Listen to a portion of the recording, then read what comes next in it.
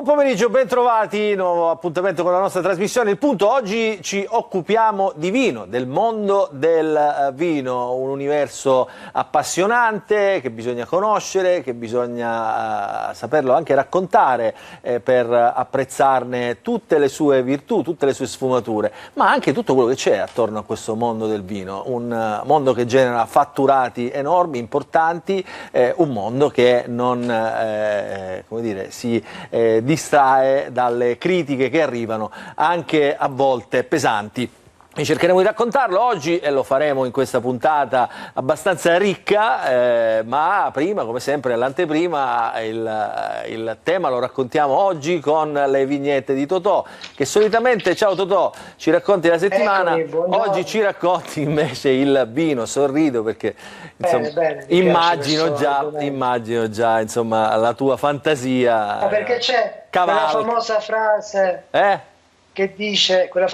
che dice, io bevevo per dimenticarlo e mentre bevevo già ne vedevo due. quindi già insomma, capiamo il tono. Allora, vignette, come sempre. Totò, come cominciamo? Allora, partiamo. Tutto sul vino, quindi... Mettiamole anche in studio, ti raccomando sempre alla regia, tutta sul vino oggi, proprio Totò... uno dice... Eccolo qua. Voglio annegare i dispiaceri nell'alcol. E se sanno nuotare? Se sanno nuotare, insomma, restano a galla. Ovviamente tutti i luoghi comuni, immagino, no? Dei temi di queste vignette, è chiaro, no? Per forza. Per sorridere. Per sorridere.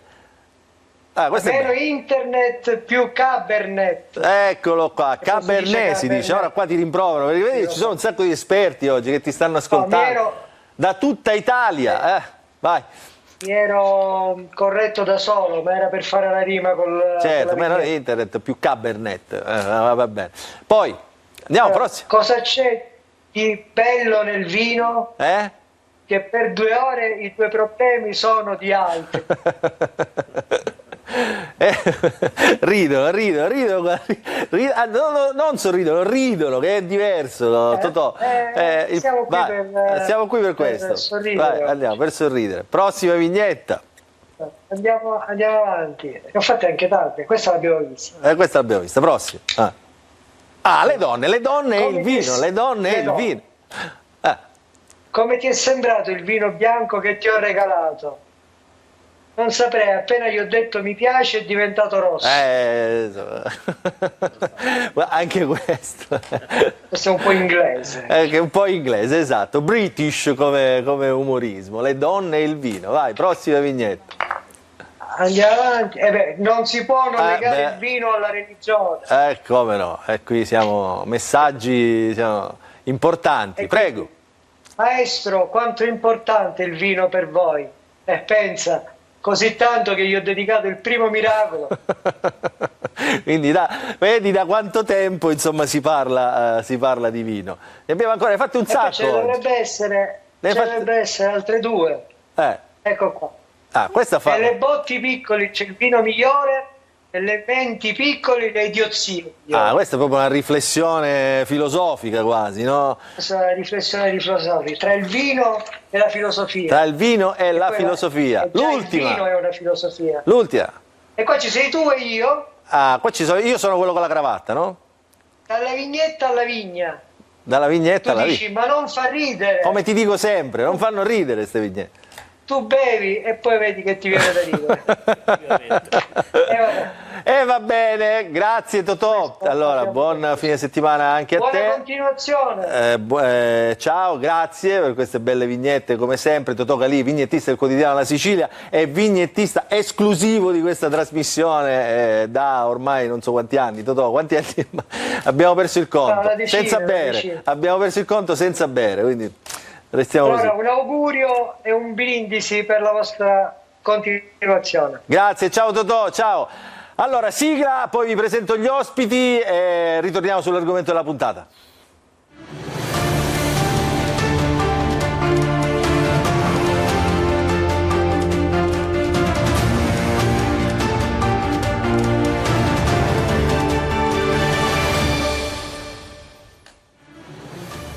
Allora, ben trovati, lo abbiamo detto in anteprima con Totò. Oggi l'argomento della nostra trasmissione è il vino, l'abbiamo intitolata anche qui con un luogo comune, con una frase insomma abbastanza quasi scontata: in vino veritas, tutto quello che c'è da sapere dalla vigna alla bottiglia, perché questa filiera è una filiera ormai diventata importantissima per il nostro paese, ci riconoscono nel mondo per il vino italiano. Ma cosa c'è dietro questo mondo che sembra così molto glamour molto spesso, ma c'è tanta professionalità, ci sono tanti investimenti, c'è tanta tecnologia e c'è anche ovviamente lo studio che è importante, ma ci sono anche tante critiche che investono questo mondo del vino, dei viticoltori e di chi si appassiona e magari poi ne fa una professione di questo vino. Con noi in studio Paolo Di Caro, buon pomeriggio, presidente della Fondazione Italiana Sommelier di Sicilia. Buon pomeriggio. Buon pomeriggio Paolo Di Caro, che conosciamo per tante altre vesti, oggi in veste di sommelier. Oggi parliamo di vino. Oggi parliamo di vino. Poi saluto Maria Carella, che è un'enologa. Buon pomeriggio, buon pomeriggio Maria Carella. Francesco Chittari, che è un imprenditore che si occupa ovviamente di vino, ma è anche sommelier, quindi insomma ne capisce qualcosa rispetto a me, ad esempio, che insomma sono il classico degustatore della domenica. E poi saluto in collegamento Giovanni Lai, direttore generale di Gerardo Cesari SPA. Salve, un manager del vino, giusto? Un manager del vino, è così, è giusto dirla così, no Lai? Sì, esatto, sono un esperto bevitore patentato, facciamola così. Poi saluto Andrea Radic, che è un giornalista degustatore, insomma, con la sua presenza in tanti palcoscenici nazionali. Buon pomeriggio, ciao Andrea. Buon pomeriggio Luca, buon pomeriggio a tutti coloro che ci ascoltano e agli ospiti in studio. Ovviamente bellissima l'idea di intraprendere questa passeggiata nel mondo del vino, magari chiarendo qualcosa e allo stesso tempo lanciando anche qualche elemento di costruttività, perché Andrea, hai le guance rosse, hai bevuto? Hai le guance rosse, hai bevuto? No. Un effetto della luce, va bene così. E poi saluto Francesco Pensavecchio, anche lui giornalista enogastronomico, che conosce il mondo di Assovini. Quindi parterre abbastanza... Buonasera a tutti. Ciao Francesco. Allora, parterre abbastanza diversificato per parlare insomma di questo che è l'argomento insomma, su cui bisogna fare, lo diceva Andrea Radic, parto con Paolo Di Caro, un po' di chiarezza, perché abbiamo detto insomma dietro questo mondo c'è di tutto, no? Partendo dalle professionalità, dallo studio, dalla tradizione, ma anche come dire, dalle sperimentazioni, da chi seguendo appunto le scuole del passato diventa sempre più esperta e propone un prodotto diverso. Siamo, è inutile dirlo, tra i primi produttori al mondo per numeri e per qualità, no Paolo Di Caro? Sì, siamo fra i primi produttori al mondo, questo è un mondo in continua evoluzione, quello del vino. Hai detto bene, si va dalla tradizione al futuro, passando per una bottiglia e passando per quello che dietro una bottiglia poi c'è, perché troppo spesso quando ci soffermiamo di fronte ad uno scaffale al supermercato, in enoteca, non ci rendiamo conto che poi la filiera è fatta di contadini, agricoltori, produttori, enologi, c'è un mondo importantissimo che poi nella nostra bilancia commerciale, nostra parlo di Italia, parlo di paese, ha dei numeri estremamente significativi. Quindi quando si parla del vino e si pensa semplicemente ad un bicchiere che sta a tavola durante il pasto quotidiano, ci si dimentica invece che questo è uno dei motori della nostra economia. Poi chiaramente il vino è anche in un contesto diverso da quello dello scaffale in enoteca, è naturalmente anche edonismo, divertimento, è condivisione, è quello che noi cerchiamo di raccontare parlando della cultura del vino, una cosa che in Francia si insegna a scuola e in Italia si cerca di relegare ad una dicitura in etichetta per dire che il vino fa male, quindi questo dà già un po' l'idea di come ci sia un po' di confusione sul tema. Io darei subito la parola, senza nulla togliere agli ospiti in studio, a Giovanni Lai, perché insomma questo ce lo racconta proprio per quello che stiamo dicendo, no? Cioè, un manager racconta come dire, cosa c'è dietro il vino dal punto di vista appunto economico e commerciale, è un motore trainante della nostra economia. Là, insomma, però se ne dicono tante anche attorno al vino. Adesso poi gli faccio un po' di domande, quelle dell'uomo della strada, però ne approfitto. Prego, Lai. E sono benvenute. No? Il mondo del vino, mi rilaccio a quanto dice Paolo, è un mondo di straordinaria importanza e complessità. Voi e tutti noi dobbiamo considerare un aspetto, che tutti noi produttori ogni anno, ogni vendemmia abbiamo un socio di maggioranza che sta lassù e che decide per noi attraverso il clima, la condizione climatica, gli sbalzi termici, le piogge, come poter condurre il nostro vigneto. È un mondo di grandissima complessità perché coinvolge una quantità di persone, dalla vigna alla cantina, alla commercializzazione, alla comunicazione, che devono supportare un progetto che nasce spontaneamente da quello che è la condizione climatica, ma che viene comunque gestito dall'essere umano e dall'uomo. Dai, di che fatturati stiamo parlando, per capirci, per fare capire anche ai nostri telespettatori che mondo muove, che economia muove il vino? Ma io a livello di fatturati a livello, bisognerebbe distinguerli tra quello italiano e quello internazionale, non ne ho prontezza in questo momento. Io dico che siamo un'economia, una parte importante del profilo economico italiano e non è soltanto nella produzione vino di per sé, ma anche nella parte del tessuto sociale, perché non dobbiamo mai dimenticare che il vino nasce dalle campagne e non ci sono spesso e volentieri grandissime distese di vigna, quindi spesso e volentieri i nostri vigneti sono polverizzati da persone che storicamente hanno 1 ettaro, 2 ettari o piccolo appezzamento e che in qualche modo devono supportare la propria economia attraverso la vendita dell'uva. Questo è un aspetto molto... Sento un ritorno, dicevo, questo è un elemento molto importante perché deve considerare quello che è il tessuto sociale della nostra economia, e ripeto, vitivinicola. E tornando al discorso che stavo introducendo, l'aspetto fondamentale è capire che ogni anno noi mettiamo sul mercato una quantità di vino con l'idea di esprimere un territorio, un'idea e un certo tipo di qualità.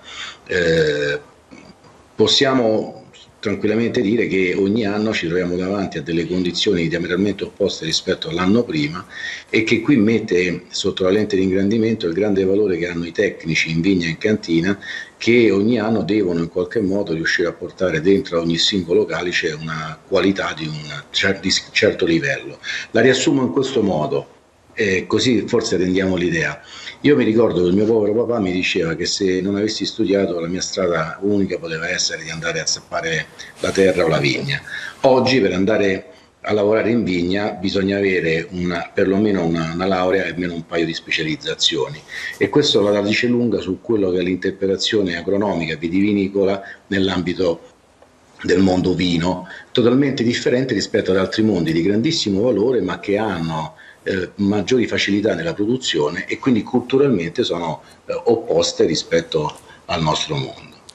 Allora, io lo dico a tutti, i microfoni di tutti sono aperti, quindi diciamo, questo è un dibattito, potete intervenire quando volete, quando sentite qualche spunto magari interessante sul quale intervenire. Nel frattempo io però vorrei chiedere a Andrea Radic, il vino è trasversale, no? Andrea, insomma, deve accontentare tutti devono avere la possibilità in qualche modo di poter bere un bicchiere di vino, che poi, diciamo, entrando nelle qualità, diciamo, ci sono gli esperti, però diciamo, è un prodotto, diciamo, accessibile ormai a tutti, anzi da sempre accessibile a tutti.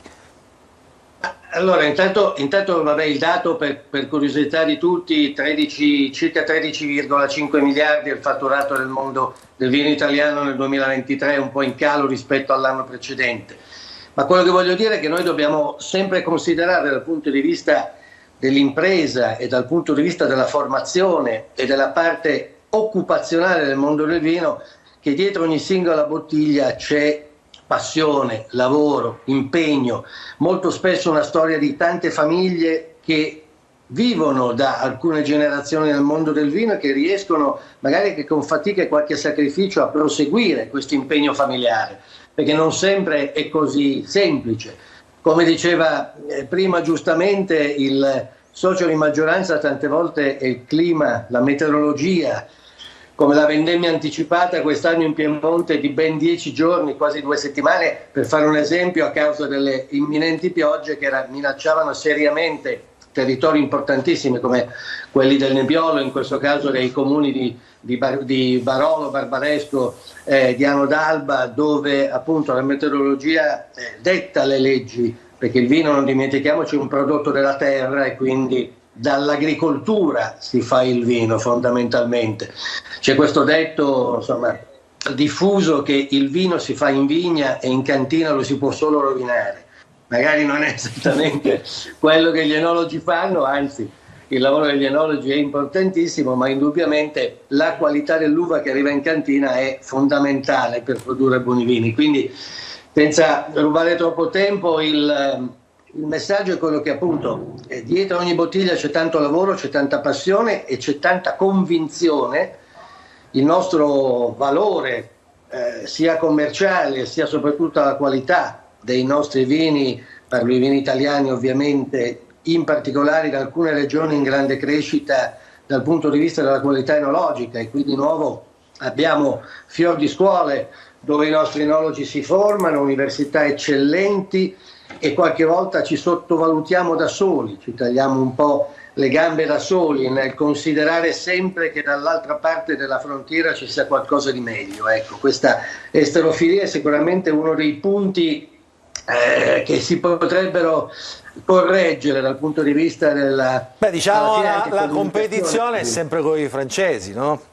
Ma la competizione con i francesi, ma non deve esserci questo timor panico di confrontarci con i francesi, perché ci sono, va bene, grande esperienza da parte dei francesi, ma anche dei meccanismi dove i francesi regolano la loro qualità rispetto a delle sfide meno importanti delle nostre.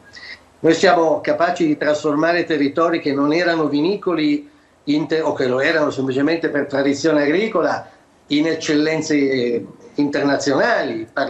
Siamo in Sicilia, parliamo della zona dell'Etna, che negli ultimi 15 anni è diventata una delle zone vinicole più apprezzate nel mondo, più ricercate nel mondo, e dove gli investimenti a proposito di economia del vino sono sempre maggiori. Il valore dell'ettaro, del singolo ettaro, sta salendo in maniera importante. Credo che ormai quindi non ci sia più spazio. Guardo Paolo Di Caro, guardo anche l'enologo, l'imprenditore. Credo che sull'Etna ormai lo spazio veramente si è ridotto al minimo, no? Credo non ci sia davvero più spazio. Questo significa ovviamente che i costi ormai sono davvero irraggiungibili, cioè costi molto alti. Saluto anche, ci ha raggiunto con noi Antonio Condorelli, che è il collega che ogni volta mi accompagna anche in questa trasmissione. Ciao Antonio, benvenuto. Allora, dicevo, non c'è più spazio, no, sull'Etna. Paolo Di Caro, Maria Carella, insomma, che lavorate proprio su questo territorio. Sì, non c'è più spazio e soprattutto il rischio sull'Etna è quello di non capire che tipo di fenomeno sta crescendo. Io su questo vorrei coinvolgere anche Giovanni Lai, perché lui da osservatore esterno è arrivato sull'Etna, viene spesso a vedere un po' quello che sta accadendo. Quindi anche gli chiederei un commento un po' fuori dai denti, no, sul fenomeno Etna. Poi ci torneremo naturalmente anche noi, Luca, che la conosciamo meglio. Belle immagini, dico alla regia, noi abbiamo questi filari sull'Etna, insomma. Giovanni, c'è il rischio bolla? Sei scorretto. Sì, lo so. Sei scorretto perché hai toccato l'argomento sentimentale che mi lega molto alla Sicilia, in particolar modo all'Etna. Qui in questo momento però parlo da consumatore e non solo. Per non entrare troppo nei numeri, a livello mondiale parliamo di 25,3 miliardi di litri di vino. Questa è la produzione che gira per il mondo. E poi se la rapportiamo sui nostri territori che sono cresciuti ultimamente, parlo dell'Etna che negli ultimi 15 anni ha avuto una crescita impressionante, però poi quando passeggiamo tra le vigne vediamo dei vitigni e dei vigneti secolari, sicuramente l'Etna è la dimostrazione di quanto noi culturalmente non siamo stati bravi a dare il valore a dei territori in tempi non sospetti, circa 30 o 40 anni fa. Ma questo è anche un problema normale, mi permetto di dire, perché se voi considerate che il mondo del vino ha subito degli stress non facilmente sopportabili, uno era un'afide che arriva in Europa alla fine del 1900, inizio del 1900, e che nelle 2 guerre mondiali ovviamente i nostri contadini hanno pensato di piantare vini e vitigni che potessero essere di facile lavorazione e quindi per produrre del vino più come fonte alimentare e anche di reddito.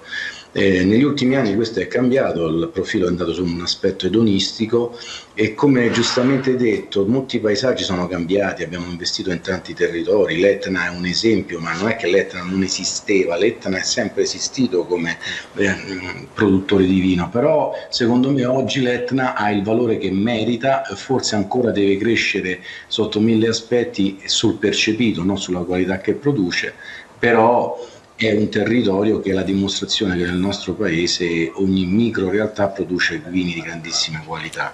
Se poi la dimensioniamo all'interno della produzione e della distribuzione mondiale, qui il discorso è estremamente interessante e importante, perché la polverizzazione culturale che noi abbiamo nel nostro paese sotto 1000 aspetti, anche sotto quello gastronomico e produttivo del vino, è l'unicità che ci rappresenta nel mondo.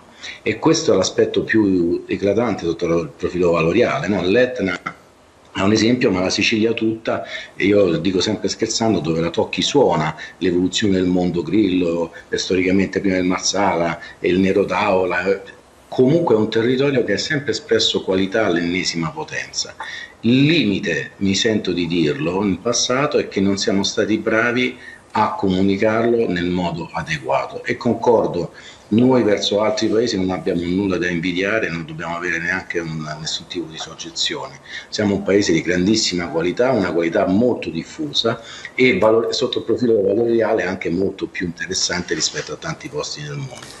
Ma dietro a ogni bottiglia c'è storia, cultura, passione, Antonio Condorelli, Antonio, Ci sono state 2 fasi dell'Etna, perché io personalmente, sia di famiglia ma anche personalmente, ho acquistato dei vigneti e li coltivo direttamente. E sto seguendo tutti i percorsi burocratici, ma è una cosa che nasce soprattutto per la passione per i vitigni autoctoni e per la nostra terra. Ci sono state 2 fasi molto critiche. La prima, sicuramente quella più critica, che ha creato numerosi problemi, è stata l'istituzione del Parco dell'Etna. Delimitando il Parco dell'Etna, all'improvviso, da un giorno all'altro, si è fermata la caccia, i conigli hanno distrutto ettari e ettari di vigneti. Vi porto la testimonianza diretta di Nicolosi, lì c'è stata una strage e c'è stato l'abbandono di molte terre da parte di molti agricoltori.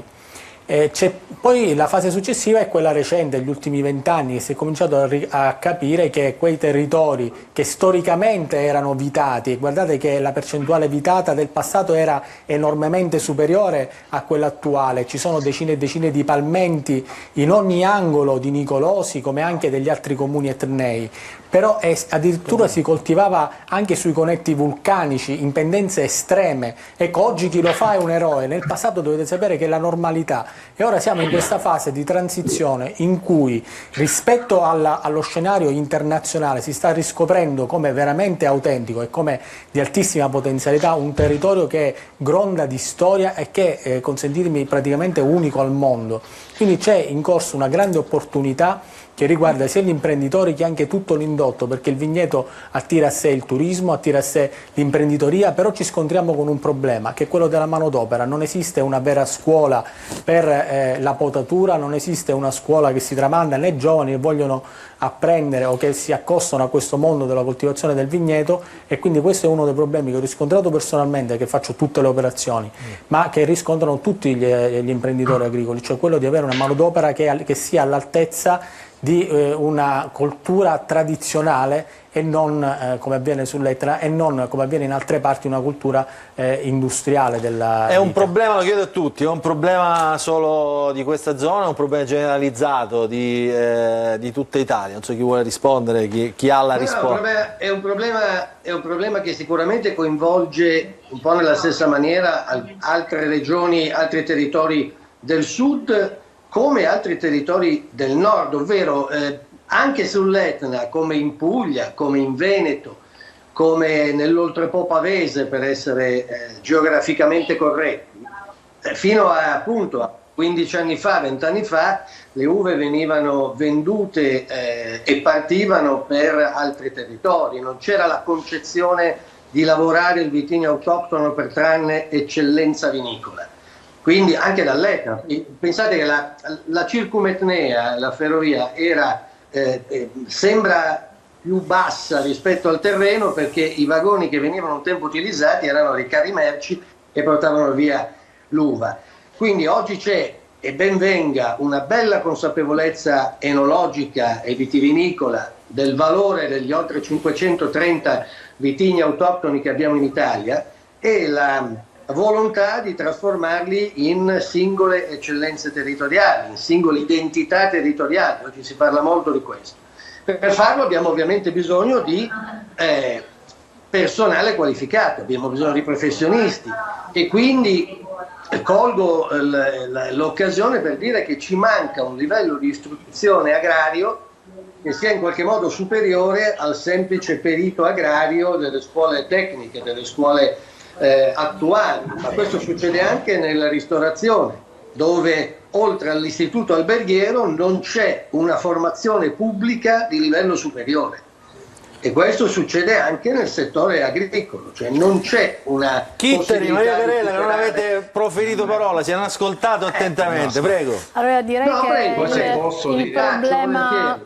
Chi è? Chi sta parlando? Io mi sento, i collegamenti li sento. Due cose su Andrea, che ha totalmente ragione, poi lascio la parola allo studio. Sì. È un grande problema quello del manodopera, specialmente perché noi siamo così attenti a gestire il vigneto fino a portare l'uva alla giusta maturazione, e poi il momento della raccolta, che è quello più complesso, spesso non c'è specializzazione.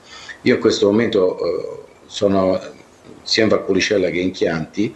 Noi abbiamo creato delle squadre a supporto, però stiamo parlando in forma privata, con degli agronomi e un gruppo di persone che fanno una serie di percorso continuativo verso i nostri conferitori, che, come vi dicevo prima, possono avere anche 1 ettaro, 2 ettari.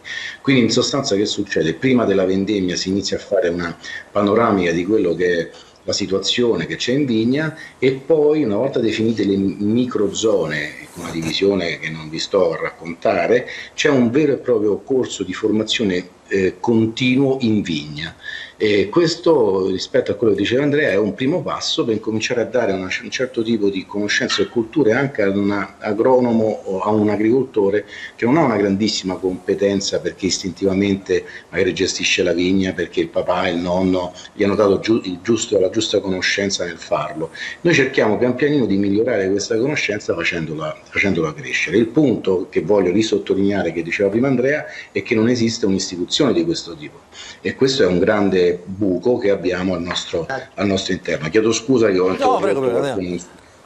Ricollegandoci al discorso della manodopera, direi che il problema è ancora più amplificato sul territorio etneo, perché sappiamo che sul Vulcano ci sono delle pendenze importanti, quindi la maggior parte delle lavorazioni sono tutte lavorazioni manuali, in quanto ci sono i terrazzamenti, quindi ancora di più questa problematica sull'Etna appunto è percepita. Ma non solo è un problema di manodopera in vigneto, ma è un problema di manodopera anche in cantina, quindi si fa anche parecchia difficoltà a trovare delle persone specializzate che sappiano lavorare bene. Quindi questo colgo l'occasione perché è veramente una delle problematiche attuali. Senta, quanto costa, per la mia curiosità, quanto costa produrre una bottiglia di vino, ecco, senza... Questo è una domanda da $1 milione, perché le variabili sono talmente tante per la produzione di una bottiglia di vino, veramente tantissime, perché si parte innanzitutto dalla resa in vigneto, quindi in funzione della quantità di uva ovviamente che si produce il prezzo cambia. Sull'Etna, in cui le rese sono basse, perché comunque bisogna rispondere nell'ambito dell'Etna DOC a delle rese di produzione ben specifiche, chiaramente il costo dell'uva è maggiore e di conseguenza poi di tutta la filiera. In un territorio in cui magari gli appezzamenti di terreno sono maggiori e c'è una meccanizzazione, si può meccanizzare, quindi si ottiene anche un quantitativo di uva maggiore, e probabilmente, anzi sicuramente, i prezzi sono diversi. Bisogna anche Che tipo rispettare... l'Abruzzo, no? Per dirne uno. Sì, Bisogna anche rispettare un po'... Anche l'Alcamo, per esempio, ecco. nel Trapanese non è paragonabile con l'Etna, dove per esempio le coltivazioni ad alberello, c'è un palo per ogni vite, necessitano di una manualità che probabilmente è 4-5 volte superiore, o se non 10 volte superiore a quella di un terreno nel quale passa il trattore. Cioè dove non passa il trattore e passa la zappa, il rapporto tra lavoratore, operaio e il vigneto è elevatissimo. Ma questa cosa, io guardo i miei colleghi giornalisti, guardo anche Pensavecchio, che è il direttore della rivista di Assovini Sicilia, dico, ma questa cosa come gli si racconta al consumatore? Perché là è fondamentale, no? Per capire... Questa è una bellissima domanda, fantastica. Siamo a due. C'è tanto da dire. Sì, è vero, abbiamo parlato... abbiamo parlato del viticoltore, abbiamo parlato di chi lo fa, dell'enologo, quindi chi lo mette in bottiglia, e poi ci sarebbe anche il passaggio commerciale, quindi chi lo vende, chi lo propone, e poi, ultimo dettaglio, chi lo propone al consumatore, e questo avviene sostanzialmente in due fasi, cioè in due momenti, quindi o a tavola, in un ristorante, in un'enoteca, in un posto dove si consuma vino, Che è il posto più bello secondo me, no? Anche il secondo che non so qual è, però diciamo già così non solo è il più bello, è anche il più importante da un punto di vista dell'immagine stessa del vino. Cioè non esiste grande ristorante importante che non abbia una bellissima carta dei vini e quindi che proponga dei territori fantastici, e che contestualmente non abbia un sommelier. Qua tocco un altro argomento fantastico, quindi una persona esperta che che conosce il vino e che lo consiglia e lo abbina sul piatto, quello che è la cucina stessa del ristorante. E questa gioia aggiuntiva che si prova nel bere il vino a tavola è un po' la grande differenza, con tutto che noi consideriamo che fino ai primi anni '80 consideravamo il vino quasi un bene di consumo, un alimento a tutti gli effetti. Oggi, negli ultimi 40 anni, insomma, c'è stata un'evoluzione di questo aspetto, e il vino è diventato quasi un bene di lusso. Lo dico, allora Francesco, ti fermo lì un attimo chiaro, perché dobbiamo fermarci per la pubblicità, però io questo aspetto, diciamo, del consumatore, partendo proprio da lì, perché ci ascoltano tanti consumatori, vorrei che lo chiariste tutto, ognuno dalle vostre posizioni, perché il consumatore, Luca, è decisamente cambiato negli ultimi tempi, si è evoluto moltissimo, ma diamo spazio alla pubblicità che è quella che ci fa comprare il vino poi. Pubblicità.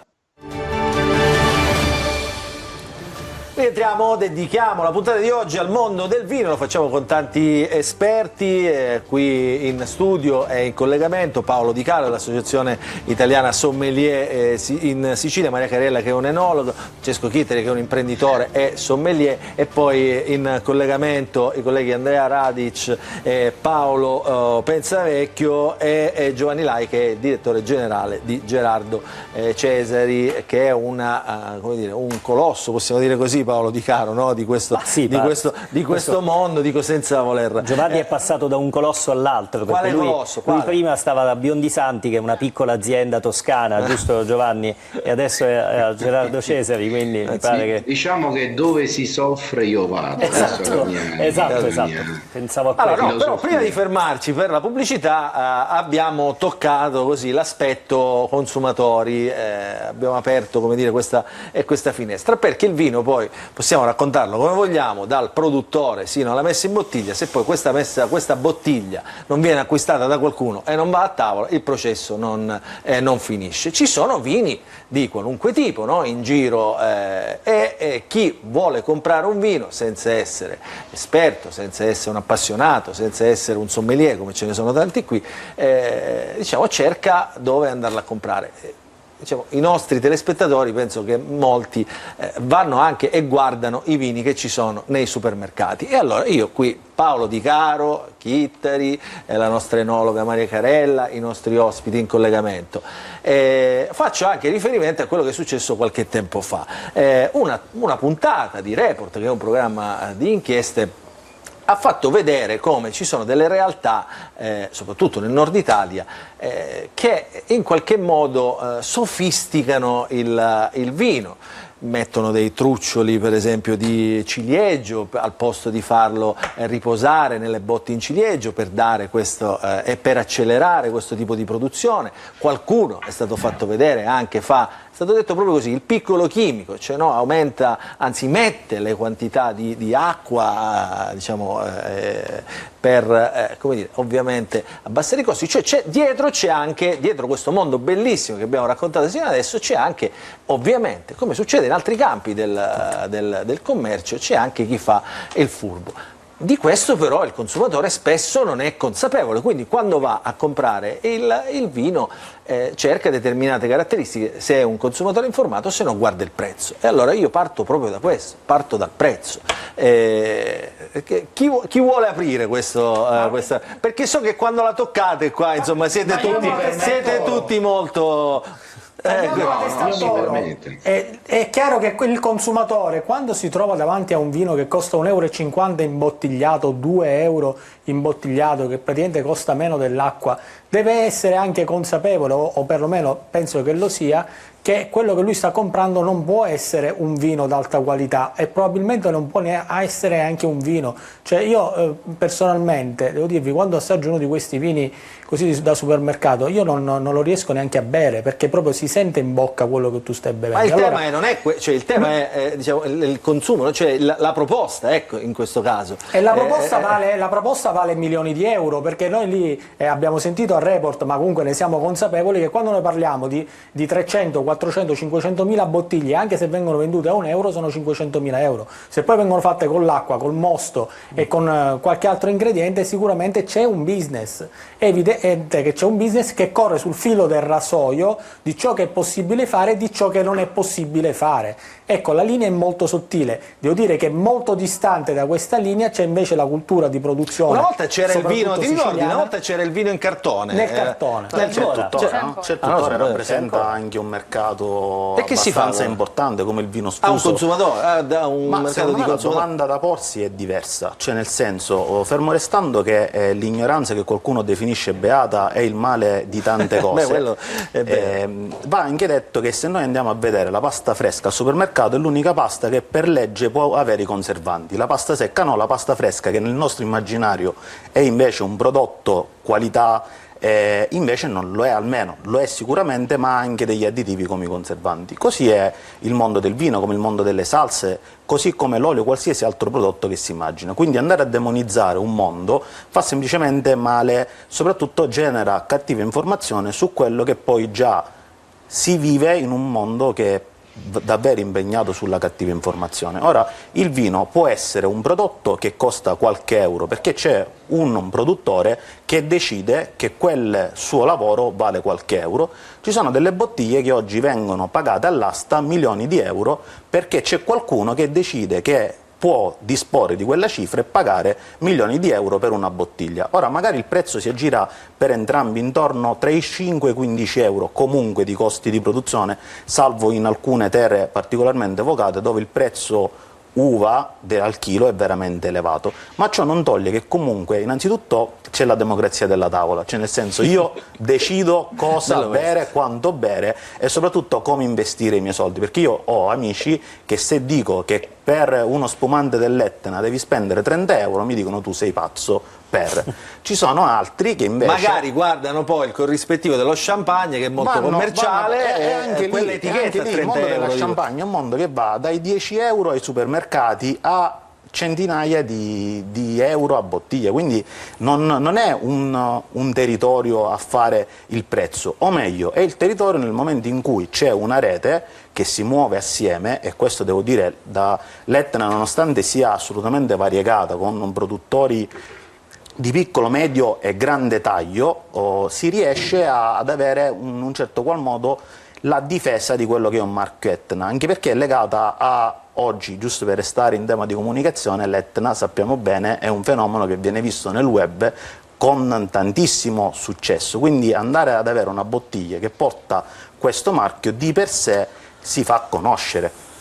Che è successo, Paolo? Ti vedo. Io mi permetterei una considerazione. Condivido pienamente, aggiungo che... Chi sta parlando? Un attimo, alzate la voce perché sennò non mi sentiamo. Mi sentite? Io sono Francesco Pensovetti. Ecco qua, Francesco, no, sentivo l'AI pure in sottofondo, quindi parla una alla volta, Francesco e poi l'AI. Sì, io mi permetterei una considerazione che parte dal report. Credo che il problema non sia quello lì, e cioè, e qua mi vesto dei panni di responsabile anche, tra le cose, di Slow Food Palermo, quindi sono il responsabile della condotta di Palermo, e cioè c'è da parte del pubblico una paura oggi su tantissime cose, che non è poi soltanto il vino è davvero una delle cose meno critiche, secondo me personalmente. Tra l'altro ha delle cose insite all'alcol, che è un bellissimo conservante, altro che demonizzarlo, quindi io lo sostengo con moderazione sicuramente, ma lo sostengo. Credo che ci sia una paura, e il report ha ragione a affrontare certi temi in una certa maniera. Poi purtroppo io voglio fare il processo, attenzione, mica dobbiamo fare il processo, cioè ha sollevato un tema con, diciamo, e io apprezzo comunque il gesto. Esatto, anche se non sono esperti, perché un esperto subito ha capito dove voleva finire la questione, quindi io ho apprezzato comunque il gesto. E poi vorrei dire anche un'altra cosa. Ormai, come dicevo prima, il vino non è un bene, non è più un alimento, ma un'altra cosa. Il vino è diventato un oggetto per viaggiatori mentali, ovviamente, perché non avrebbe senso prendere un vino francese o austriaco o tedesco, californiano o australiano, insomma, della Nuova Zelanda. Ci sono vini di tutto il mondo, e tutti, dal mio punto di vista, hanno senso. E quando si sceglie una bottiglia si fa una scelta di ricerca, si va in un territorio, e secondo me non si dovrebbe scegliere neanche il vitigno, bisogna scegliere appunto il luogo, come dicevo prima. Tant'è vero che storicamente noi diamo il nome al vino che è legato al posto, quindi la città di Barbaresco, no? o di Barolo, quelli bravi. non è il Nebbiolo, oppure c'è Montalcino, oppure Soave, sono tutti dei comuni, sono tutti dei luoghi, non è il nome del vitigno, perché poi a Soave il vitigno è la Garganica, quindi, però a volte le persone questi dettagli non lo sanno.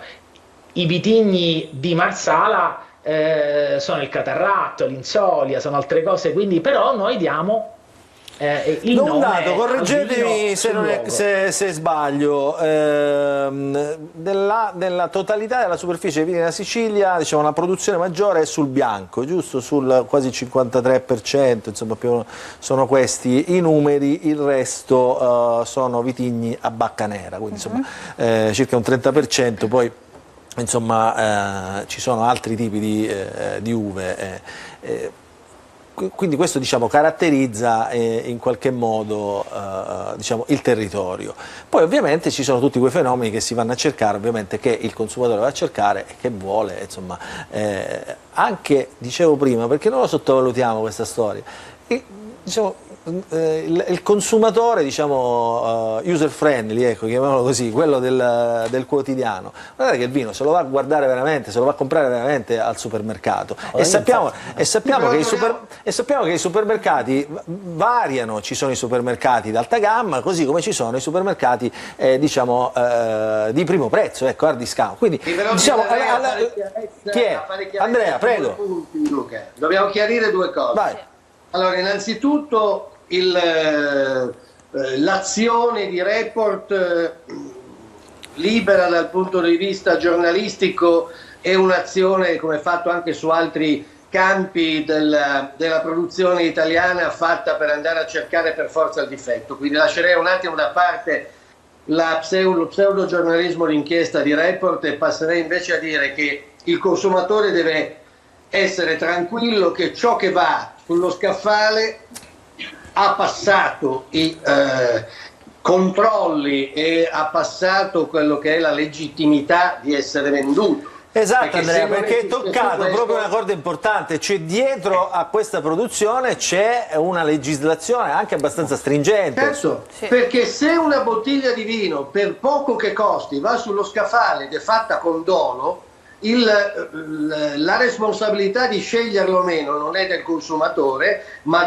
degli organi preposti che controllano produzione, qualità delle uve, che campionano i singoli vini, ad aver fatto qualcosa di scorretto. Quindi noi dobbiamo dare per acquisito che ciò che va sullo scaffale sia legittimamente consumabile, perché se no si tratta di un problema che riguarda la magistratura e le forze dell'ordine e i carabinieri del NAS. Ecco, io diciamo con la mia domanda avevo superato questo aspetto, cioè nel senso, partiamo dal prodotto consumabile. Ma il consumatore deve capire come capisce, perché il consumatore di oggi è molto più evoluto e molto più attento di quello di qualche anno fa, legge le etichette, si informa sui prodotti prima di acquistarli, capisce dove c'è la possibilità di acquistare ad esempio frutta e verdura direttamente dalle campagne piuttosto che vino fatto con tutti i crismi della produzione. Però capisce anche che un vino che costa molto meno di un altro è un genere di consumo di qualità appena sufficiente. Come sappiamo benissimo che c'è un prosciutto crudo di un certo tipo, un prosciutto crudo di un altro tipo, cioè la qualità è anche sinonimo di spesa.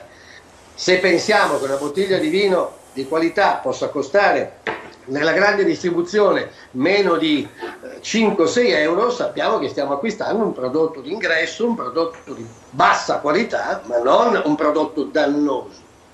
Quindi il consumatore sa che un vino di qualità costa di più. Poi ci sono anche dei fenomeni di cui ci stupiamo, ad esempio come il consumo di una bottiglia, cioè la pretesa che una bottiglia di olio extravergine possa costare 5 euro e poi viene comprato magari una bottiglia di birra allo stesso prezzo. Quindi mettiamo un po' Paolo Di Caro. Sì, poi aveva alzato la mano anche Giovanni, quindi gli lascio la parola subito dopo. Ma dico, qui il problema del vino al supermercato è un falso problema. Cioè stiamo al supermercato all'acquisto. Sì, ma al supermercato oggi noi troviamo negli hard discount il vino a 1,50 €, ma nella stragrande maggioranza dei supermercati troviamo vini che vanno dai 3 euro fino ai 300 euro, perché troviamo anche i grandi marchi, i grandi brand. Quindi qui il problema è fondamentalmente invece è un problema di comunicazione ed è un problema di cultura. Quello che dobbiamo sforzarci di fare, facendolo anche parlando un linguaggio comune, come diciamo sempre noi, anche quando facciamo la prima lezione del corso da sommelier, con un linguaggio comune dobbiamo cercare di spiegare al consumatore cosa ci sia dentro la bottiglia, perché una bottiglia può costare 4 euro, 5 euro al supermercato, che cosa si deve aspettare da una bottiglia di 4-5 euro, qual è il rapporto qualità-prezzo in relazione anche al territorio nel quale un vino viene prodotto. Cioè al consumatore noi dobbiamo spiegare che può trovare tanti vini a 5-6 euro di territori diversi dall'Etna, e se l'Etna costa 15 euro come prezzo d'ingresso ci sono delle ragioni, ci sono delle spiegazioni, c'è un motivo. E poi dobbiamo capire anche, e questa è la cosa più difficile, ma qui ci possono venire in aiuto anche coloro i quali il vino lo fanno, capire anche che ci sono due tipi di prodotti a prezzo basso: il prodotto fatto tecnicamente bene, dal quale non ci aspettiamo niente dal punto di vista della grande emozione della quale parlava Francesco Penzovecchio, ma è un prodotto che la gente mette a tavola quotidianamente. E c'è invece il prodotto a 1,50 € da un territorio dove non si può fare il vino a 1,50 €, che probabilmente ha passato tutti i controlli, ma sui quali legittimamente noi possiamo porre al consumatore il dubbio che il prodotto non sia un prodotto di qualità. Scusa, ti faccio l'altra domanda del sempliciotto della strada. Se Giovanni Lai oggi mi porta una delle sue bottiglie, senza farmela vedere, mi offre un bicchiere di uno dei suoi vini, Io provo questa grande emozione, diciamo, senza sapere che cosa sto facendo, cioè sapendo solo di bere un bicchiere di vino. Guarda, io Luca, ti dico solo quello che noi abbiamo... Non ti arrabbiare, io ti dico la nostra esperienza, quella che noi facciamo non da bevitori più o meno consapevoli, ma lavorando sui corsi da sommelier, è che il più delle volte la gente i vini che ti emozionano non li ha mai assaggiati, perché nessuno li ha guidati da questo punto di vista in un processo di questo tipo. E quando li ha educati, perché è proprio certo, un lavoro di educazione al palato, un fatto culturale, a quello che è culturale. E quindi noi ci accorgiamo che alla prima lezione arrivano tantissime persone, anche diffidenti, che dicono: ma voglio vedere questi vini a 70-80 euro che cosa sono, che però poi piano piano, con un lavoro fatto anche non elitario, perché il problema è che bisogna uscire da questo schema per il quale se hai i soldi puoi bere bene, se non ce li hai devi necessariamente bere male, perché non è così, perché non è questo il messaggio che dobbiamo dare. Alla fine, andando avanti e cominciando a bere il vino con un'altra ottica, che non è quella del bevitore, ma è quello di una degustazione consapevole, piano piano capiscono perché un vino può anche emozionarti e perché un vino può raccontarti delle cose che normalmente non riusciresti a vedere semplicemente guardando una bottiglia o acquistandola al supermercato. Giovanni, scusami, avevi alzato la mano, io mi sono... Prego. Innanzitutto volevo dire che qualsiasi mio vino ti emozionerà, quindi vai tranquillo. Io ho svicolato, come hai visto non ho risposto, perché è ovvio che mi avrebbe emozionato. No, a me, a te sì, a me. La parte interessante secondo me che dobbiamo affrontare come argomento è che il mondo del vino è un mondo complesso ed io la definisco, ma non solo io, da in tanti una forma d'arte liquida, no? E ognuno si avvicina a questa forma d'arte in modo differente. C'è una stratificazione dell'offerta che va rispettata, perché un altro elemento che a me piace poco è questo tendere a attaccare qualsiasi fascia di prodotto. Paolo forse ha centrato meglio l'argomento quando ha sottolineato in modo molto elegante il fatto che non possono essere alcune denominazioni, alcuni territori hanno dei valori che non sono coerenti rispetto a quello che potrebbe essere la difficoltà produttiva. E in merito al momento in cui noi mettiamo il vino sul mercato, il supermercato è come se fosse un'enoteca, una pizzeria, un ristorante, dipende sempre da come è gestito, dalla qualità dell'offerta, e quindi non mi metterei a bandire il supermercato come al contrario, io vorrei che da qui venisse fuori, come dire, anche un acquisto consapevole, ecco, cioè che chi va, l'utente che va al supermercato, mentre va a comprare il pane, il prosciutto, come diceva Chitteri, o qualunque altra cosa da portare a tavola, se va diciamo passa davanti agli scaffali del vino, si pone 2 o 3 domande per scegliere se gli piace una bottiglia insomma, da portare a casa. Però io aggiungerei anche che bisogna un po' valutare anche i processi di lavorazione, quindi è chiaro che un vino magari che non ha fatto un affinamento in legno, una lavorazione lunga o lunghi stoccaggi, magari avrà un prezzo più basso e qualitativamente è ottimo, perché è un vino di pronta beva piuttosto magari che di un vino che ha subito dei processi di lavorazione un po' più complessi. Quindi bisogna anche un po' valutare il tipo di lavorazione che viene fatta alle spalle, bisogna valutare la leva del marketing, perché è chiaro che il marketing influisce tanto, quindi se un vino più o meno conosciuto, e questo spiega anche quello che diceva Francesco Chitteri, quando si comprano dei vini all'asta che hanno dei prezzi esagerati, perché lì si compra un po' quello che è il prestigio del vino, il nome del vino, e quindi magari un vino che è stato conservato per tanto tempo lo apriamo e non è più buono, però è costato tantissimo perché dietro non si vendono da collezione perché magari è costato tantissimo, perché dietro ovviamente c'è un nome molto importante. Ma del resto, quindi se si compra una borsa stesso per un orologio di lusso, assolutamente, una borsa, un orologio di lusso, lì compri ovviamente tutta un'altra situazione, quindi è chiaro che c'è questo gap economico molto importante, che si spiega, diciamo, con tanti diversi fattori. Un vino che va alla grande distribuzione, dove i quantitativi sono anche maggiori, chiaramente avrà una marginalità diversa, quindi può avere un prezzo più basso. In enoteca o al ristorante c'è un rincaro diverso, quindi è chiaro che il consumatore di fronte a tutte queste variabili si trova molto confuso, ma bisogna anche fare un po' diciamo uno studio alle spalle di quello che c'è dietro, quello che è la lavorazione, quello che è il territorio. Quando si compra una bottiglia di vino si compra anche una storia, loro che fanno i corsi di degustazione lo spiegano, lo raccontano, si compra la storia, si compra un territorio, si compra una poesia, quindi dietro, come diceva prima, il vino è anche arte, perché dietro ci sta anche molto, diciamo, da raccontare, quindi lì non è soltanto la parte liquida che acquistiamo e che assaggiamo, ma tutto quello che è il contesto di fondo. Il fantastico mondo del vino. Prego, chi è? Giovanni Lario. Sì. Sono molto d'accordo. Prego, allora facciamo così, dobbiamo fermarci, io non so se qualcuno di voi deve andare via, se no perché abbiamo la pausa pubblicitaria ritorniamo dopo. Giovanni Lai deve andare via, sapevo che insomma aveva dei tempi molto limitati, anzi li ha allungati per stare con noi. Grazie Giovanni Lai, direttore generale di Gerardo Cesari SPA, per essere stato con noi. Noi andiamo in pubblicità, chissà, e questo lo dico a tutti anche con un sorriso, chissà i nostri nonni cosa hanno bevuto da quelle famose cantine in cui si vende vino sfuso a bicchiere. Allora, dopo la pubblicità. Molto diverse. Rientriamo all'interno della nostra trasmissione di oggi. Il punto, ci occupiamo di vino in Vino Veritas, tutto il processo, la filiera che porta il vino dalla vigna alla tavola, tutto quello che c'è dietro questo mondo.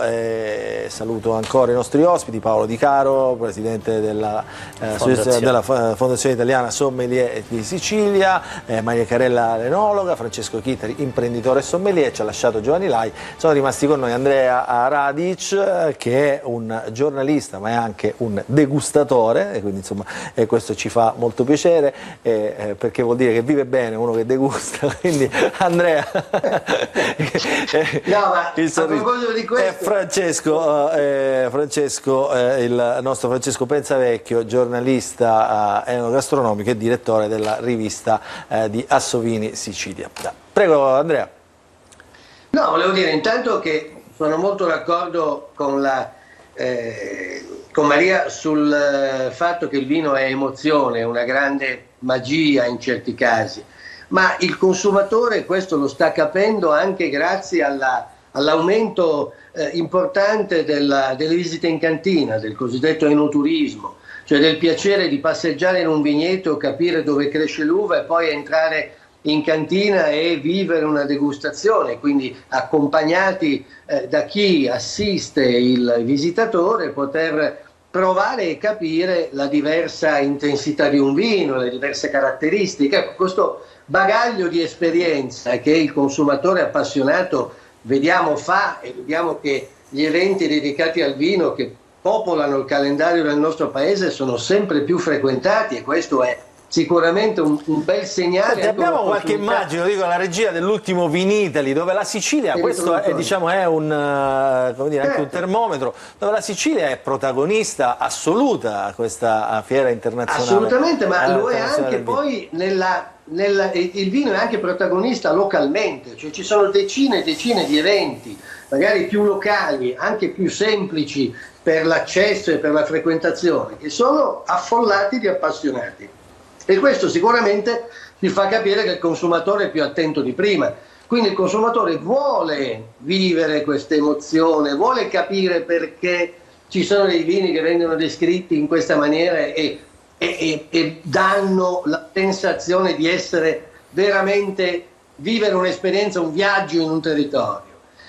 Però voglio anche dire che due cose che lancio come idea e sentiamo cosa ne pensano gli altri. Allora, una, come diceva il presidente della Federazione Sommelier, che la grande distribuzione non è la serie B dell'acquisto del vino, perché nella grande distribuzione organizzata ci sono senz'altro scelte di tutti i livelli, anche scelte di grande livello.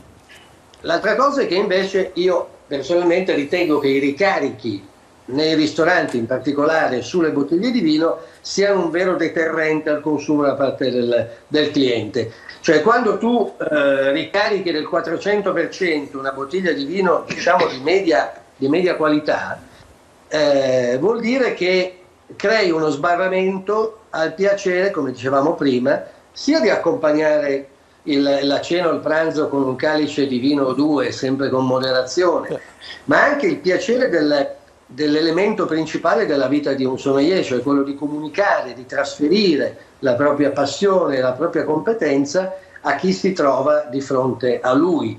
E quindi quando c'è una carta dei vini dove il vino meno caro costa 35 euro o 40 euro e per una, diciamo, media scontrino del ristorante che non supera i 55 euro a testa, ecco, allora forse c'è qualcosa da compiere nella perché succede capacità. Questo? Perché succede? Succede perché il ristoratore pensa che con una bottiglia di vino venduta a prezzo maggiorato faccia un guadagno migliore che invece avere una carta dei vini accessibile, e quindi magari i bottiglie di vino quasi tutti, grazie a Dio c'è tanto spazio di chi invece recepisce anche che il vino a tavola è un valore aggiunto. Anche per un grande chef che fa un grande piatto, abbinare il giusto vino cambia il sapore di quello che poi si va a percepire al palato. Il problema è lì anche l'approccio di ciascuno di noi alla tavola e l'approccio poi di chi invece gestisce queste attività, così come l'approccio delle cantine. Cioè io posso scegliere se straguadagnare su una bottiglia di vino e quindi, come dicevano poc'anzi, andare a mettere un ricarico del 400%, oppure avere una carta del vino che si vuole far muovere e quindi vendere più bottiglie, dare la possibilità a 4 persone di bere 3 bottiglie anziché una, perché poi se no la media scontrino diventa eccessiva e poco accessibile, e lì ovviamente una scelta di questa genera sicuramente un magazzino che si muove più velocemente. Sono pochi a capirlo in questa città, è vero, ma fino a poco tempo fa, ricordo nel 2018 quando ho fatto la prima edizione di Spumanti dell'Etna, a Catania molti non sapevano dove fosse Passo Pisciaro. Oggi sappiamo dove è Castiglione, sappiamo dove è Passo Pisciaro, perché c'era uno scollamento importante. Tante carte dei vini del territorio non avevano vini dell'Etna. Oggi non puoi pensare di aprire un'attività se non hai vini del territorio, perché come si diceva prima, oggi il vino è soprattutto un attrattore turistico importante, perché oggi voglio un'offerta turistica completa. Vado in quel posto, se in quel posto io trovo bellezza, quella bellezza la voglio trovare anche a tavola, la voglio trovare al calice, la voglio trovare anche per strada, e quindi il vino, così come le birre artigianali, l'olio, oggi hanno anche quel gap che ti dà la possibilità di poter incrementare questi numeri. Chiaro è che di fronte a questo la politica, e quindi anche lì ritorno al padiglione Sicilia che ha dato veramente spettacolo al Vinitaly, ha capito che lì è un grande investimento, perché non è solamente il produttore di vino.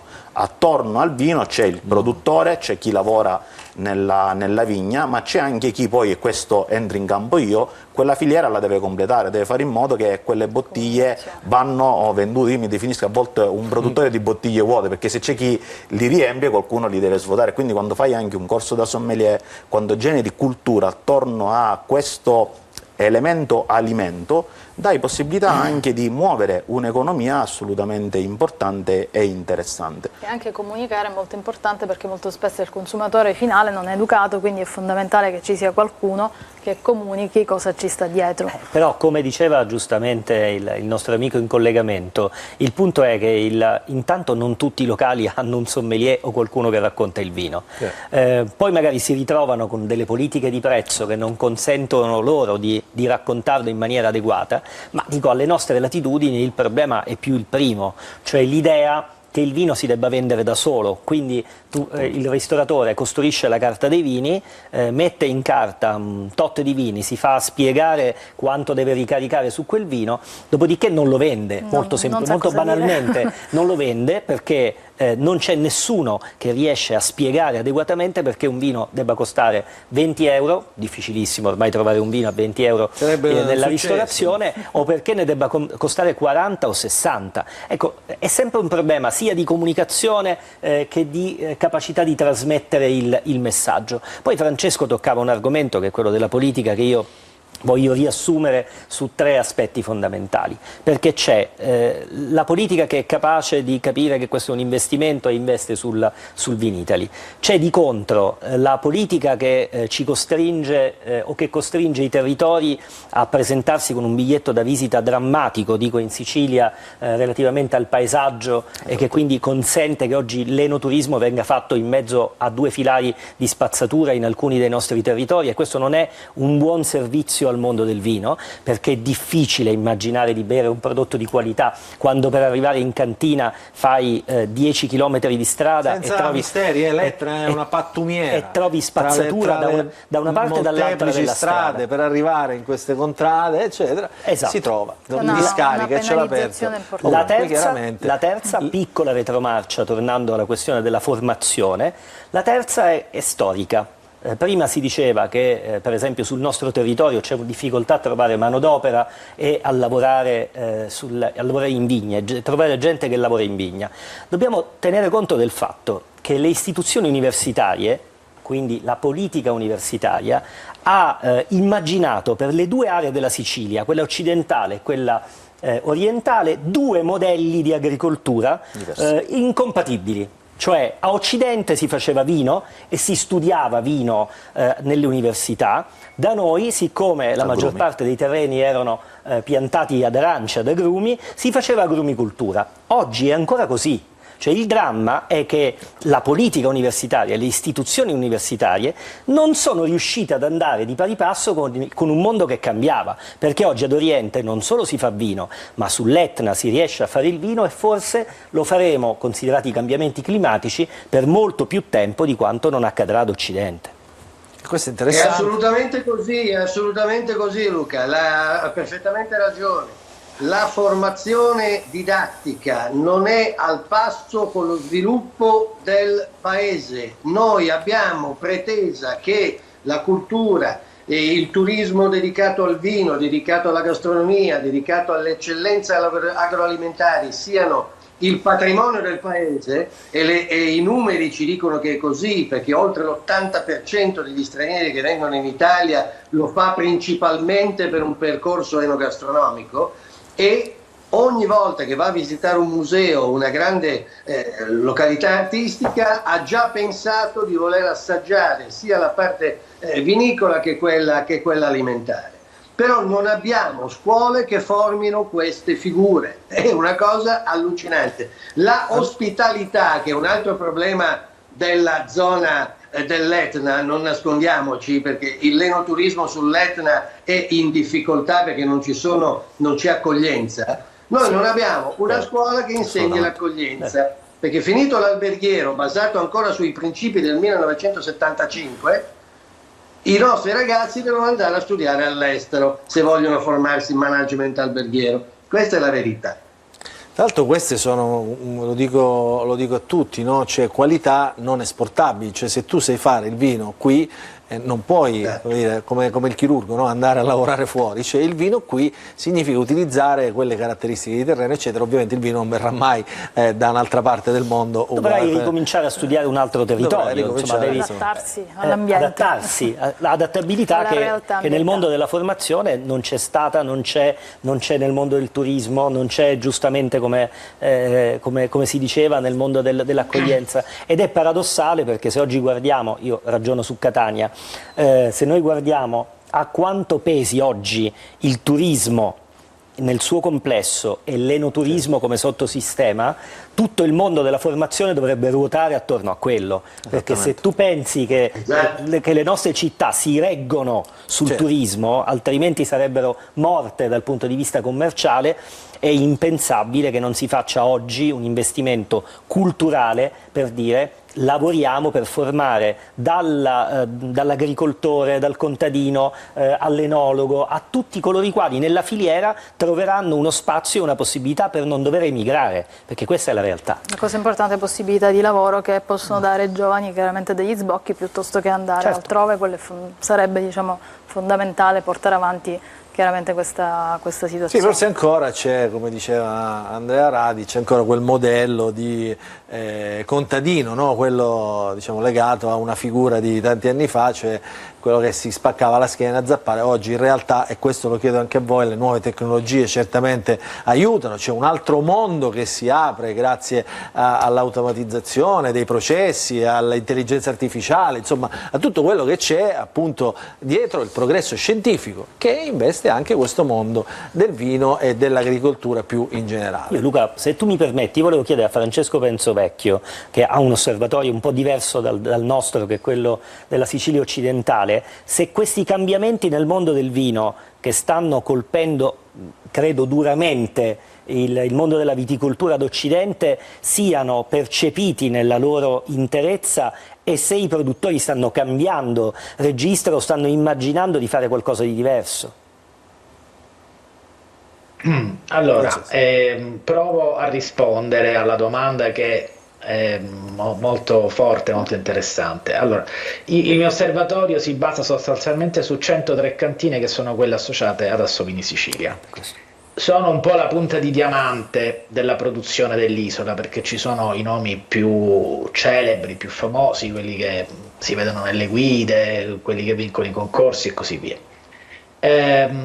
Loro hanno preso un po' tutti sul serio questo argomento, molto sul serio, e tutte le aziende sono impegnate in una trasformazione, in una elaborazione delle procedure, dei protocolli, in un modo molto moderno, in concorso con delle università, con dei centri di ricerca. Anzi, proprio ultimamente è uscito diciamo, un bellissimo report su questo, e tra l'altro molte di queste sono associate in una ulteriore associazione che si chiama Sustain, quindi vanno verso la sostenibilità. Perché c'è questa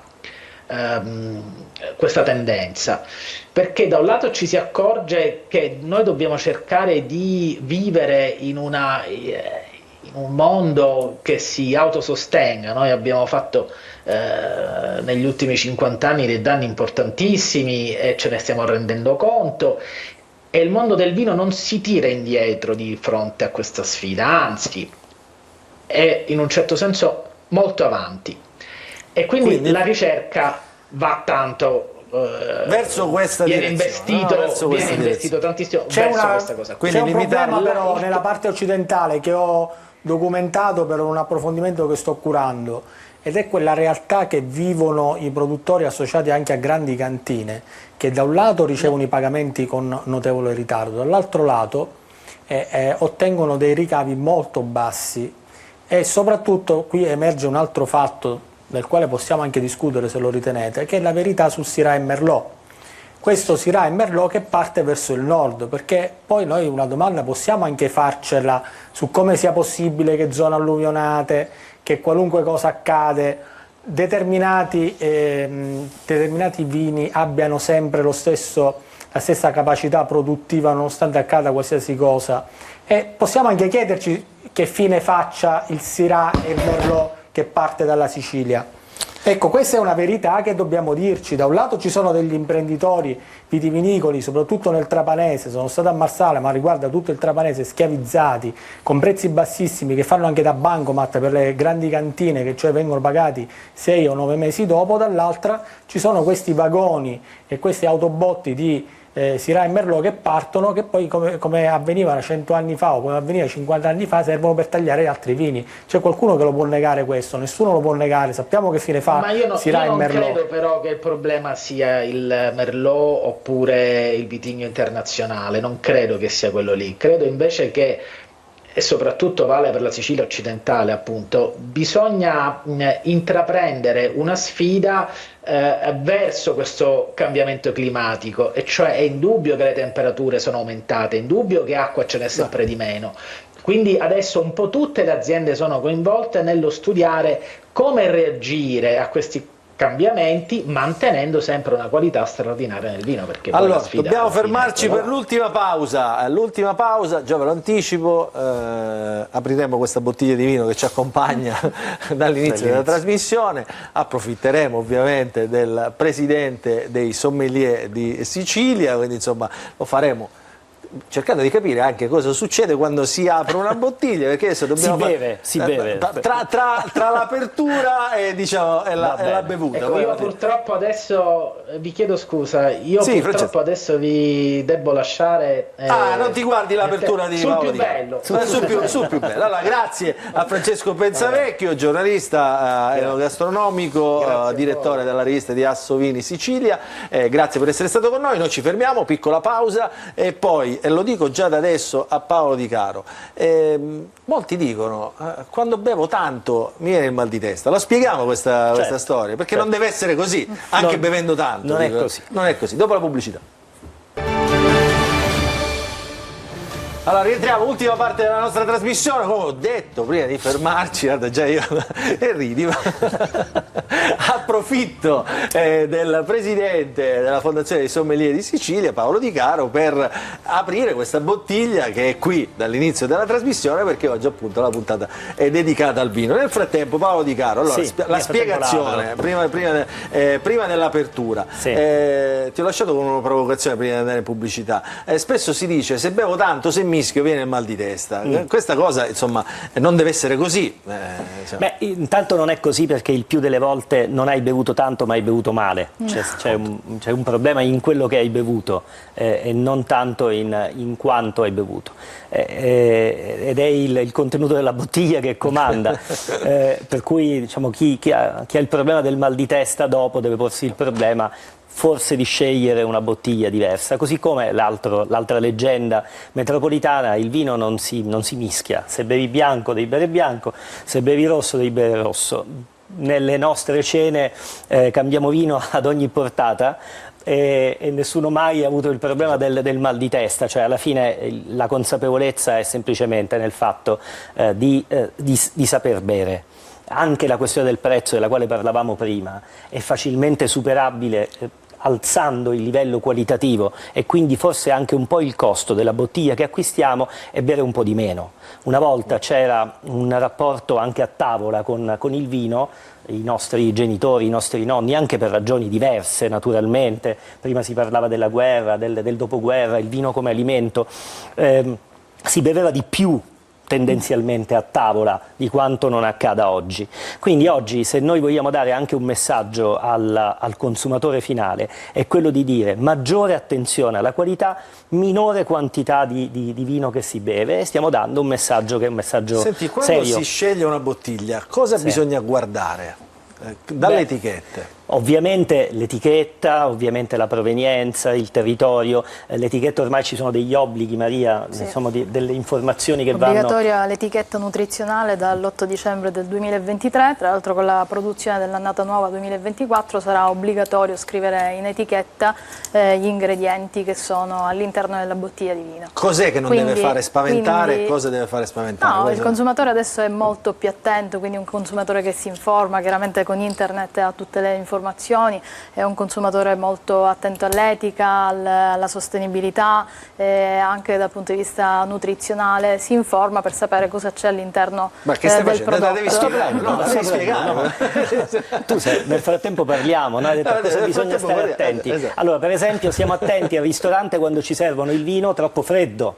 Perché probabilmente ce lo stanno servendo troppo freddo, perché non vogliono farci sentire bene il sapore del vino. Il freddo anestetizza tutta una serie di sensazioni dal punto di vista gustativo, e quindi tu lo bevi, vai lì, ne bevi mezza bottiglia, soprattutto d'estate, ma d'estate, e allora bevi la Coca-Cola, bevi l'acqua molto fredda. Il vino tendenzialmente va bevuto alla giusta temperatura per apprezzarne le caratteristiche. Che poi, Paolo, consentimi, ancora prima pretendiamo che ci venga servito il vino vedendo cosa stiamo bevendo, perché molto spesso c'è la brutta abitudine di dare dei calici. Quando vado in alcuni ristoranti e scelgo un calice anziché una bottiglia, non so cosa sto bevendo, mi dicono arriva il calice che il calice che è un vino rosso, ma quello lo capisco anche da me, vedendo, visto, perché non sono daltonico, giusto? ma tralasciando questo capire anche cosa sto bevendo, cosa il mio ristoratore di fiducia mi sta servendo, anche perché c'è un rapporto poi di intimità tra quello che io andrò a bere e quello che mi serve il ristoratore, quindi anche lì nella fiducia di entrare, perché poi si parla anche di fiducia tra quello che mi si propone e quello che io voglio, che essi anche legga cosa mi si viene detto, partirei anche da quello. Allora, apriamo la bottiglia, il sommelier. E anche posso, Luca? Parla Andrea, che nel frattempo poi ti lascio brindare. No, intanto volevo sottolineare la qualità, è qualcosa che va sempre cercata, lo dico anche da coordinatore delle commissioni d'assaggio del Merano Wine Festival. Noi insomma degustiamo durante il corso dell'anno. Questa trasmissione è magnifica, andiamo da Portopalo a Merano così. Esatto, che arrivano da tutta Italia, e la qualità è sempre l'unico punto, l'unico fil rouge, l'unico filo conduttore. E poi volevo invece fare i complimenti alla Sicilia, quindi tornare in Sicilia, perché è andato via il collega che dirige la rivista di Assovini Sicilia, ma io ho avuto occasione sia con Assovini Sicilia sia con Doc Sicilia di essere con voi a Palermo, a Pantelleria, a Siracusa, per il G7, in altre località della Sicilia, e questa attenzione da parte della realtà associativa all'ambiente, alla sostenibilità e all'attenzione di cosa si possa realmente fare sia in vigna che in cantina per standardizzare la qualità del rispetto ambientale, qualcosa che in Sicilia è molto sentito, probabilmente meno in altre zone italiane, e quindi di questo voglio assolutamente dare atto a tutta la regione, anche a quelle politiche del sud, e qui ci aggiungo anche la regione Calabria, che stanno costruendo condizioni di promozione dei loro vini e delle loro produttrici e dei loro produttori, che sono realmente un sostegno a chi il vino lo produce e ovviamente lo vuole vendere. Grazie. Quindi Andrea, ci sono degli elementi di superazione. Grazie Andrea per essere stato con noi. Grazie a voi. Andrea Radic. Buon brindisi, salute. Grazie. E allora Paolo Di Caro, spieghiamo come si apre questa bottiglia. Ormai è quasi aperta. Ormai è quasi aperta. Hai visto che abbiamo inciso la capsula nella parte inferiore qui, e non è un vezzo, non è un fatto meramente estetico, ma in realtà è un fatto di salute, perché a volte si capita che al ristorante tu trovi la capsula fino a quasi al bordo. Il problema è che poi quando versi il vino, questo vino passa dalla capsula, e la capsula naturalmente nella capsula può essere passata qualsiasi cosa, quindi semplicemente l'apertura, come avete visto, abbiamo usato questo cavatappi anziché il classico mino che fa finire il sughero dentro il vino, e quindi per questo suggeriamo di non utilizzarlo più. In questo caso abbiamo usato questo qui, che è un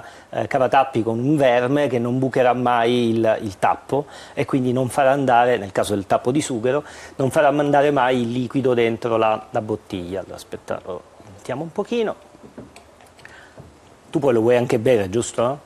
No, lo assaggiate voi, me lo spiegate, però lo voglio raccontato più che altro. Il tappo non è di sughero, ma normalmente col tappo di sughero viene annusato. È per ancora capire comune l'utilizzo del tappo di sughero? Certo, assolutamente sì. Comune, ma molto ridotto, anche perché molto spesso non ci sono dei tappi all'altezza del tempo di permanenza delle bottiglie, anche perché sono ogni bottiglia ha una storia a sé. Sono delle bottiglie che infatti consigliamo noi sempre di acquistarne almeno 3, una per berla subito, una a medio e una a lungo termine, e vedere anche lì come evolve un vino. È interessante vedere anche questo nel vino.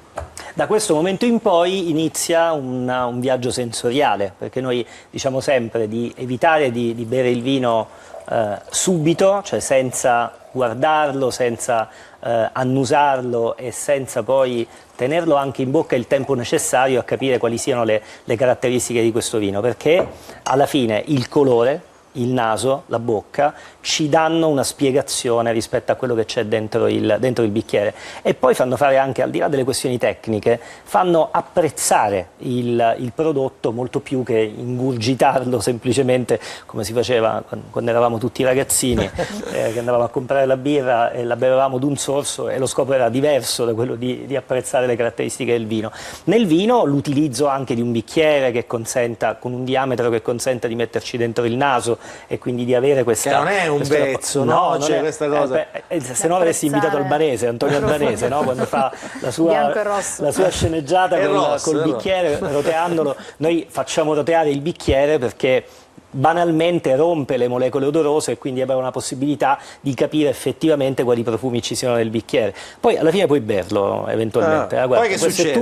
Questo è tuo? Il cerchio che lascia, cos'è questo? Sì, i famosi archetti, archetti, dopo che viene fatto roteare, ci danno la capacità di capire la consistenza del vino all'interno del bicchiere. I profumi ci danno informazioni sulla provenienza, quindi sul vitigno, sulle tecniche di lavorazione, ce le danno sull'affinamento, ce lo danno su tutta una serie sul vitigno, ovviamente nel caso per esempio dei vitigni aromatici, la riconoscibilità, per esempio le malvasie, il traminer, ci dà la possibilità di riconoscerli immediatamente e noi capiamo che quei profumi derivano dal vitigno e non per esempio dall'affinamento.